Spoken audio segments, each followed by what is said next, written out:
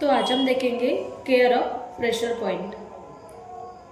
Pressure point क्या है ये हमने पहले वीडियो में देखा है, डिटेल में देखा है कि क्या है, उसके कॉजेज क्या है। आज हम देखेंगे उसकी मैनेजमेंट, उसकी केयर कैसे करेंगे। चलो स्टार्ट करते हैं इंट्रोडक्शन से। बेड सोर, उसे प्रेशर सोर भी कहते हैं, are localised injuries to skin और टिश्यू कॉज्ड बाय प्रेशर। मतलब प्रेशर सोर और बेड सोर क्या है, it is a skin injury, skin के इंजुरी है जो क्यों होती है, बिकॉज ऑफ द प्रेशर। अगर कोई भी बेड रिडन पेशेंट है जो बहुत दिनों से बेड पे है, लेटा हुआ है, because of any kind of condition, अगर कोमा में है, कुछ भी हो सकता है, तो उसकी वजह से अगर कोई भी पेशेंट ज्यादा से ज्यादा समय तक सेम पोजीशन में अगर बेड पे है तो उसकी वजह से उसे प्रेशर सोर होने के चांसेस रहते हैं। कॉमन इन बेड रिडन और इमोबिलाइज पेशेंट, ये बहुत ज्यादा कॉमन हमें देखने को मिलेगा। बेड रिडन जो कि बहुत समय से बेड पे है, और इमोबाइल पेशेंट जो कि ज्यादा मूवमेंट नहीं कर सकते, हिलडुल नहीं सकते, वैसे पेशेंट में हमें ये बेड सोर जो दिखने को मिलता है। Perennial care is essential for maintaining hygiene and preventing infection in the genital area. Pressure सोर जो है, बेड सोर जो है, सबसे ज्यादा पेरिनियल एरिया में ज्यादा से ज्यादा हमें देखने को मिलता है, तो इसी वजह से बहुत ज्यादा इम्पोर्टेंट है पेरिनियल केयर प्रोवाइड करना। चलो स्टार्ट करते हैं आज की हमारी केयर। मेन हमें केयर क्या देनी है, क्या कैसे मैनेज करना है अगर किसी पेशेंट को बेड सोर हुआ है तो सबसे पहले हमारा गोल क्या होगा, प्रेशर को रिड्यूस करना, that is reduce the pressure. हम प्रेशर को रिड्यूस करेंगे, जो भी प्रेशर से वहां पे बेड सोर होने के चांसेस है वो सबसे पहले हम रिड्यूस करेंगे। देन प्रोमोट हीलिंग, अभी हमने क्या किया, सबसे पहले प्रेशर के जो पॉइंट्स है वो रिड्यूस किए। अभी हमें फिर भी अगर प्रेशर सोर हुआ है तो उसे अभी हमें हील करना पड़ेगा, तो सेकंड पॉइंट हमारा होगा promote healing. Then third point होगा हमारा प्रिवेंट इन्फेक्शन। अभी प्रेशर सोर हो गया है, हम ट्राई करेंगे उसकी हीलिंग को। और अभी हमारा तीसरा मेन गोल क्या है, जो भी प्रेशर सोर हुआ है उससे अभी ज्यादा इन्फेक्शन जो है वो स्प्रेड नहीं होना चाहिए, that is the prevent infection. तो हमारा थर्ड गोल यहाँ पे रहेगा, जो भी प्रेशर सोर की जो भी जगह है वहां पे इन्फेक्शन नहीं होना चाहिए, that is prevent the infection. And fourth is the maintain patient comfort. ये सब करते टाइम हमें पेशेंट का कंफर्ट जो है वो भी मेंटेन करना पड़ता है। तो चलो वन बाय वन हम देखते हैं क्या है। तो first is the reduce pressure. तो प्रेशर हम कैसे रिड्यूस करते हैं, तो सबसे पहले प्रेशर रिड्यूस करने के लिए हमें रीपोजिशनिंग करनी पड़ेगी।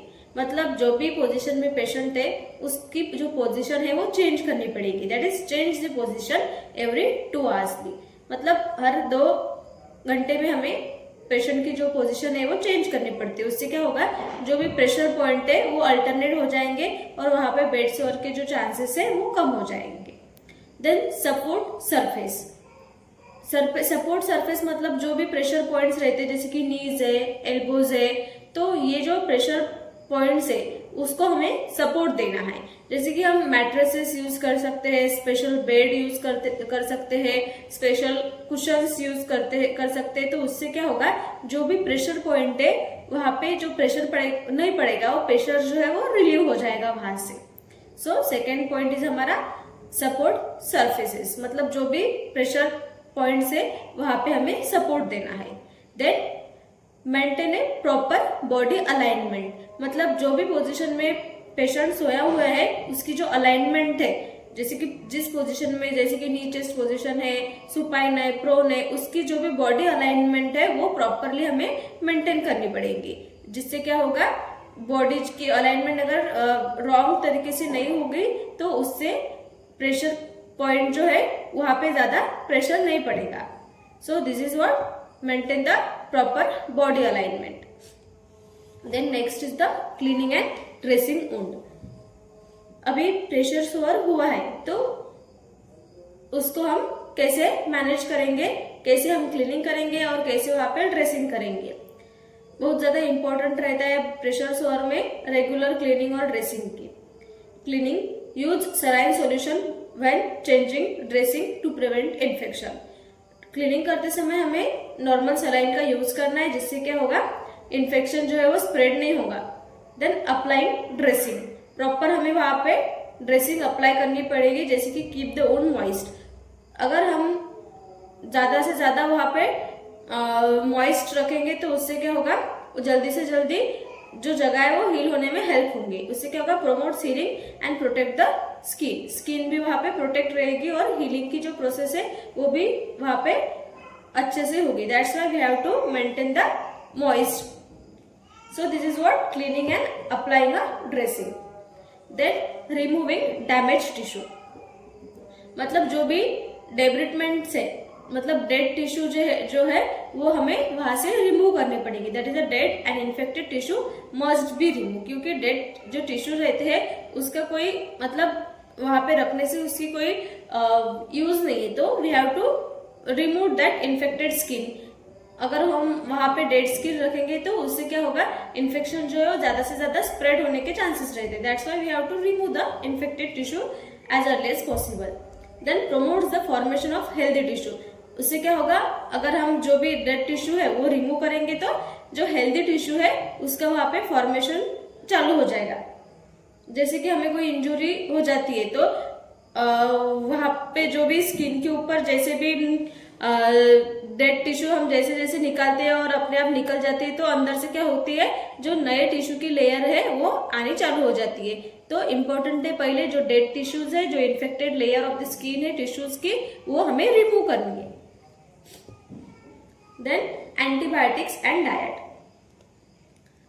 एंटीबायोटिक्स देनी है for infected sore unresponsive to other care. मतलब सबसे पहले हमें जो केयर है अभी तक हमने जो देखी है, जैसे कि क्लीनिंग, ड्रेसिंग, पोजिशनिंग, रिपोजिशनिंग, वो सब करना ही है, लेकिन फिर भी कोई जो भी पेशेंट है उसमें कोई रिस्पॉन्स नहीं दिख रहा है, हीलिंग नहीं दिख रही है, तो उसमें अभी हमको एंटीबायोटिक्स देने पड़ेंगे, जैसे कि एमोक्सिसिलिन है, पेनिसिलिन है, like that antibiotics we have to administered. और ज्यादा से ज्यादा डाइट में भी हमें वहां पे फोकस करना है, जैसे कि हाई प्रोटीन डाइट वहां पे देना है, rich in vitamin C and zinc. इससे क्या होगा, जो वुंड हीलिंग की जो प्रोसेस है वो अच्छी होगी।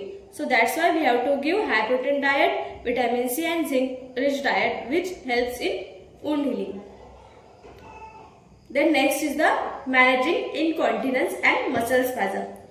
Incontinence मतलब क्या होता है, जो भी पेशेंट है उसको ड्रॉप यूरिन पास होगी तो उससे क्या होगा, वहां पे इन्फेक्शन होने के ज्यादा से ज्यादा चांसेस रहते हैं। और मसल स्पाज्म से क्या होगा, जो स्किन है वो बहुत ज्यादा टेंडर हो जाएंगी, रिजिड हो जाएंगी, तो उससे क्या होगा, स्किन में फ्रिक्शन होगा। फ्रिक्शन की वजह से क्या होगा, वहां की जो स्किन है वो ऐसे निकल जाएंगे, शियरिंग हो जाएंगे, तो उससे वहां पे ज्यादा से ज्यादा बेड सोअर के चांसेस रहते हैं। So that's why we have to maintain और मैनेज द इनकॉन्टिनेंस। हमें इनकॉन्टिनेंस को रोकना है और मसल स्पाज्म को भी रोकना है। जैसे कि incontinence control the excess moisture and bacteria to prevent infection. ज्यादा से ज्यादा वहां पे अगर वो जगह जो है वो मॉइस्ट रहेगी तो वहां पे बैक्टीरिया की ग्रोथ ज्यादा होगी, वहां पे इन्फेक्शन के चांसेस ज्यादा रहेंगे। So that's why we have to maintain the manage the incontinence. Then muscle spasm relief, muscle spasm अगर हुआ है तो वहां पे हमें वो रिलीफ करना पड़ेगा, रिलीज करना पड़ेगा by the use of diazepam. And उससे क्या, डायजेपैम क्या करेगी, जो स्किन है वो रिलैक्स करेगी, इट इज अ रिलैक्सेंट्स, तो उसकी वजह से फ्रिक्शन एंड शियरिंग जो है वो प्रिवेंट होगी। फ्रिक्शन मतलब क्या, कि जो स्किन है वो कांटेक्ट में आकर वहां पे फ्रिक्शन हो जाएगा और उसकी वजह से वो जो स्किन है वो निकल जाएगी। तो ये सब प्रिवेंट करने के लिए हमें मसल स्पाज्म वहां पे प्रोवाइड करने पड़ेंगे।